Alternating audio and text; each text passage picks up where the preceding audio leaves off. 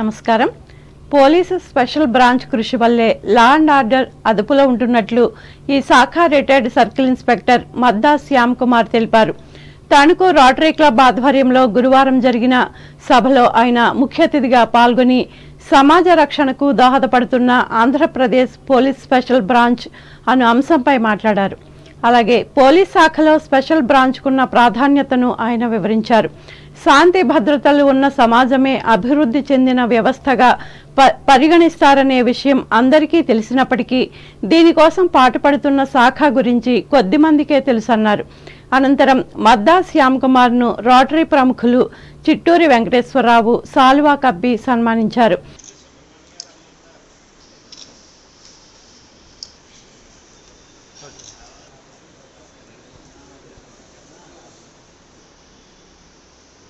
అనేది మన మస్తాన్ చెప్పాడు. అది ఒక రకంగా చెప్పాలంటే అది కత్తి మీద స్వామి నాటేది. ఎప్పుడు ఏ సమయంలో ఎక్కడ ఏ రకంగా జరుగుతుందో తెలియని పరిస్థితి. ఒక గాజు గ్లాసు నాటేది చెప్పాలంటే. ఆ గాజు గ్లాసు కింద పడిపోయినా ముక్కలైపోద్ది. గాజు గ్లాసు పొలిటికల్ గా ఇసిరేసినా ముక్కలైపోద్ది. డిపార్ట్మెంట్ వాళ్ళు దాములు కొట్టినా పడిపోద్ది. అంత ఆయన మా communication law and order department గురించి అందరికీ తెలుసు. లా అండ్ ఆర్డర్ ఎదురుగా కనిపించేది ట్రాఫిక్ పోలీసు గురించి తెలుసు. పోలీస్ శాఖలో ఏపీ పోలీసులో 18 రకాల బ్రాంచ్లు ఉంటాయి. 18 రకాల్లో లా అండ్ ఆర్డర్, ట్రాఫిక్, అలాగే ఇంటెలిజెన్స్, కోస్టల్ సెక్యూరిటీ, అలాగే ఇది మన సిబిసిఐడి ఈ మధ్య అందరికీ తెలిసింది కదా. సిబిసిఐడి అంటే RRR గారిని అరెస్ట్ చేసింది. ఎలాంటిదో ఏపీ వింగ్ ఏదనమాట. సిఐడికి డైరెక్ట్ గా ఎవరి మీద అయినా సరే పోలీస్ స్టేషన్ కేసు కట్టక్కర్లేదు, డైరెక్ట్ గా సిఐడి వాళ్ళే కేసు రిజిస్టర్ చేస్తారు. క్లబ్ అధ్యక్షులు గోకవరపు సుధాకర్ అధ్యక్షతన జరిగిన ఈ సభలో వివిధ రంగాలకు చెందిన ప్రముఖులు, ప్రతినిధులు పాల్గొన్నారు. తణుకు ఎస్కేఎస్డి మహిళా డిగ్రీ కళాశాలలో బీకాం మొదటి సంవత్సరం చదువుతున్న వీరవల్లి సువర్చలాదేవి ఫీజుకు అవసరమైన 18,000 రూపాయలను మానవతా స్వచ్ఛంద సేవా సంస్థ తరపున గురువారం అందజేశారు. ఈ మేరకు doctor Vasavai Venkataraju Satyavathi Rotary service centre హాల్లో జరిగిన సభలో ఈ సేవా కార్యక్రమాన్ని నిర్వహించారు. ఈ సందర్భంగా మానవతా రాష్ట్ర కార్యదర్శి డాక్టర్ రాధా పుష్పవతి మాట్లాడుతూ విరాళాలు ఇచ్చిన దాతల వివరాలను తెలిపారు. సువర్చలాదేవి తణుకు ఎస్కేఎస్డి మహిళా కళాశాలలో ఫస్ట్ బీకాం కంప్యూటర్స్ చదువుతోంది. అమ్మాయి నిరుపేద కుటుంబానికి చెందిన అమ్మాయి. ఫీజు కట్టడానికి ఆర్థిక స్తోమత లేక 2 రోజుల క్రితం సంప్రదించడం జరిగింది. వెంటనే మానవతా సంస్థ రాంబాబు గారిని కూడా నేను సంప్రదించాను. వారు అలాగే ఇద్దామన్నారు. అయితే కోగంటి నివాసి ఓబీ రెడ్డి గారు నేను 10,000 ఇస్తానమ్మా అని అన్నారు. ఇదంతా కూడా ఒక 2 డేస్లో ఈ ప్రాసెస్ అంతా కూడా జరిగిపోయింది. అలాగే నర్సాపురం నివాసి పూసరపు గాంధీ గారు ఒక 3,000 రూపాయలు, తణుకు మానవతా స్వచ్ఛంద సేవా సంస్థ నుండి 5,000 రూపాయలు ఇవ్వటం అనేది జరిగింది. ఆ అమ్మాయి ఈ మనీతోటి బాగా చదువుకుని భవిష్యత్తులో పైకి రావాలని. సంస్థ అధ్యక్షులు అక్కాపంతుల బాలాజీ అధ్యక్షతన జరిగిన ఈ కార్యక్రమంలో జిల్లా మాజీ అధ్యక్షులు గమిని రాంబాబు, స్థానిక శాఖ మాజీ అధ్యక్షులు వంగూరి హనుమంతరావు, ఆనందం మస్తాన్రావు, సభ్యులు అక్కిన కాశీ విశ్వనాథం, కటారి శారదాదేవి, ఓబీ రెడ్డి, కొల్లేపర సత్యనారాయణ, పిఆర్కే రాజు, పోతుల శ్రీనివాసులు పాల్గొన్నారు.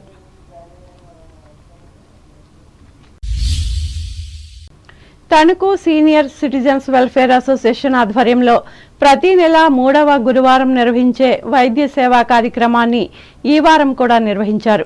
ఇందులో భాగంగా సాయి శ్వేత డయాగ్నోస్టిక్ ల్యాబొరేటరీ సిబ్బంది 53 మందికి మధుమేహం, రక్త పరీక్షలు నిర్వహించి నివేదికలు అందించారు. అనంతరం రాజేష్ డయాబెటీస్ ఎండోక్రైన్ సెంటర్ అధినేత మాగంటి రాజేష్ అవసరమైన సూచనలు, సలహాలు ఇచ్చారు. కాగా ఆర్థిక స్తోమత లేని వారికి ఉచితంగా మందులను అందజేశారు. సంఘ అధ్యక్షులు అల్లూరి కరుణాకర్ చౌదరి అధ్యక్షతన జరిగిన ఈ సేవా కార్యక్రమంలో సభ్యులు పెనుమర్తి సత్యనారాయణ పాల్గొన్నారు.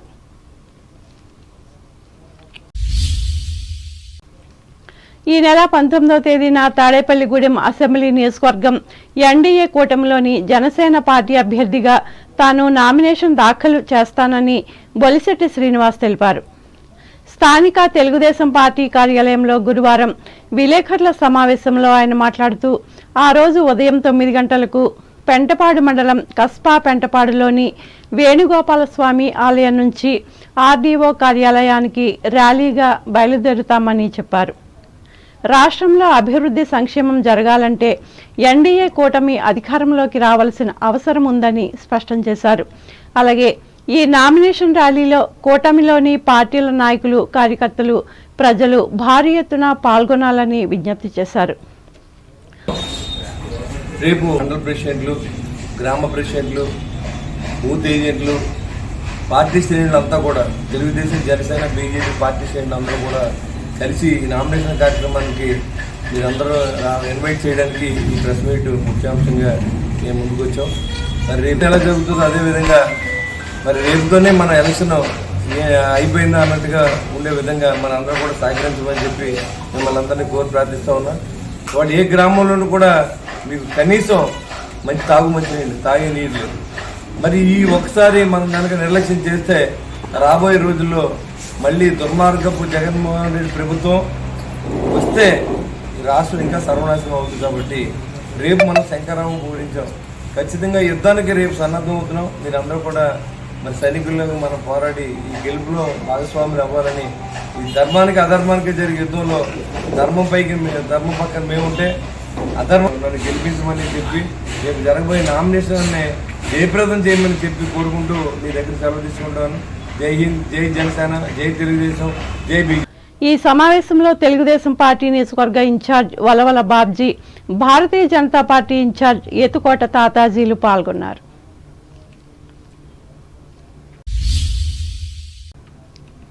తూర్పుగోదావరి జిల్లా వార్తలు. తూర్పుగోదావరి జిల్లా గోపాలపురం అసెంబ్లీ నియోజకవర్గం తెలుగుదేశం పార్టీ అభ్యర్థిగా మద్దిపాటి వెంకటరాజు గురువారం నామినేషన్ దాఖలు చేశారు. తొలుత ద్వారకా తిరుమల శ్రీ వెంకటేశ్వర స్వామి వారిని దర్శించుకుని ర్యాలీగా గోపాలపురం చేరుకున్నారు. అనంతరం నియోజకవర్గ రిటర్నింగ్ అధికారి కేఎల్ శివజ్యోతికి 2 సెట్ల నామినేషన్లు అందజేశారు. ఈ కార్యక్రమంలో టీడీపీ నాయకులు, మాజీ మంత్రి కేఎస్ జవహర్, జిల్లా పరిషత్ మాజీ చైర్మన్ ముళ్లపూడి బాపిరాజు, జనసేన పార్టీ నాయకులు కె సువర్ణరాజులు పాల్గొన్నారు.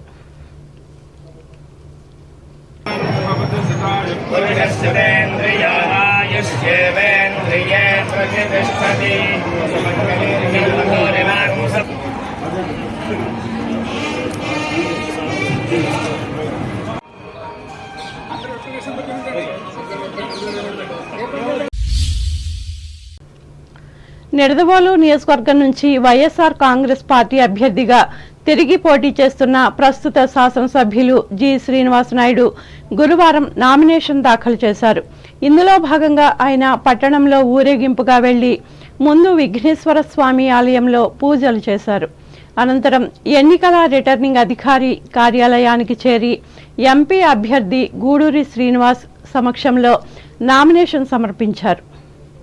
అనంతరం శ్రీనివాస్ నాయుడు మాట్లాడుతూ తన విజయానికి అందరూ సహకరించాలని విజ్ఞప్తి చేశారు. ఎలక్షన్ ప్రక్రియ స్టార్ట్ అవడం జరిగింది. ఎలక్షన్ నోటిఫికేషన్ ఇవ్వటం, మరి ఈరోజు ఎలక్షన్ నామినేషన్స్ ఫస్ట్ డే. ఈరోజు నిడదవోలు నియోజకవర్గంలో నేను ఈరోజు నామినేషన్ వేయటం జరిగింది. ఈరోజు ఎమ్మెల్యే అభ్యర్థిగా మరి మా ముఖ్యమంత్రి గారు, మా నాయకుడు, జననేత జగన్మోహన్ రెడ్డి గారు గతంలో నాకు ఒక అవకాశం ఇచ్చారు ఎమ్మెల్యేగా పోటీ పెట్టడానికి. మరి ఎమ్మెల్యేగా గెలిచి ఈ నియోజకవర్గంలో అనేక కార్యక్రమాలు చేయటం జరిగింది. అనేక పథకాలు కూడా అందరికీ అందజేయటం జరిగింది. ఈ నిడదవోలు నియోజకవర్గం కూడా చక్కగా అభివృద్ధి చేయటం జరిగింది. మరి ఈరోజు మా జగనన్న నాకు మళ్ళీ కూడా అవకాశం ఇవ్వటం జరిగింది. రెండోసారి కూడా పోటీ పెట్టే అవకాశం.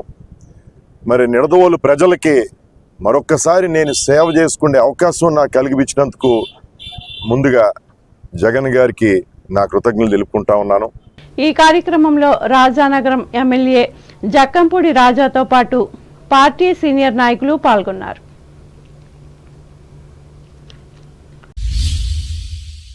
అంబేద్కర్ కోనసీమ జిల్లా వార్తలు. సార్వత్రిక ఎన్నికల నామినేషన్ల స్వీకరణకు అన్ని ఏర్పాట్లు చేశామని అంబేద్కర్ కోనసీమ జిల్లా కలెక్టర్ హిమాంశు శుక్లా తెలిపారు. ఈ మేరకు అమలాపురం కలెక్టరేట్లో గురువారం ఏర్పాటు చేసిన విలేకరుల సమావేశంలో ఆయన మాట్లాడారు. ఈ నెల 25వ తేదీ వరకు నామినేషన్లు స్వీకరిస్తామని చెప్పారు. సెలవు దినాలు మినహా మిగిలిన రోజుల్లో ఉదయం 11 నుంచి మధ్యాహ్నం 3 వరకు నామినేషన్లను తీసుకుంటామని అన్నారు. పార్లమెంటు స్థానానికి కలెక్టరేట్లో, అసెంబ్లీ స్థానాలకు ఆయా నియోజకవర్గ ప్రధాన కేంద్రాల్లో నామినేషన్ల స్వీకరణకు ఏర్పాట్లు చేసినట్లు తెలిపారు.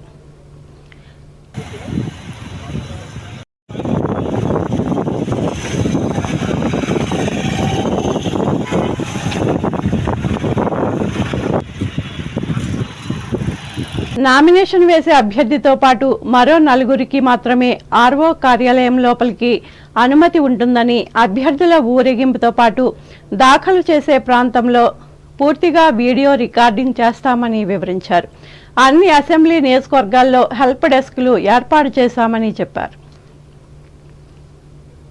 నా రిక్వెస్ట్ అంటే ఇప్పుడు ఫలానా క్యాండిడేట్ 10,000 మందితో వచ్చారు కాబట్టి నేను 20,000 మందితో వస్తాము కాబట్టి అలా పోటాపోటీగా చేస్తే ఫస్ట్ డేనే మీ 40 lakhs అయిపోతుంది. సో దయచేసి అది పాటించాలి.